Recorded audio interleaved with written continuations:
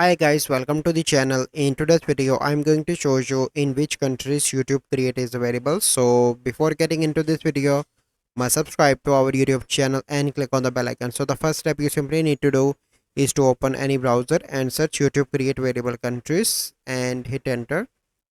And here you can see YouTube Create available location. So click on that option.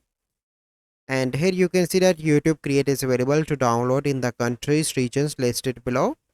And YouTube Create is available on Android phone that have at least 4 GB RAM, but you can see that this app may be available on other devices in future. So YouTube Create is available in France, Germany, India, Indonesia, Singapore, South Korea, United Kingdom and USA. So if you are living in these countries, you can enjoy YouTube Create, but in other countries YouTube Create is currently not available. So this is the process by which you can know that in which countries YouTube Create is available. So I hope you find this video helpful.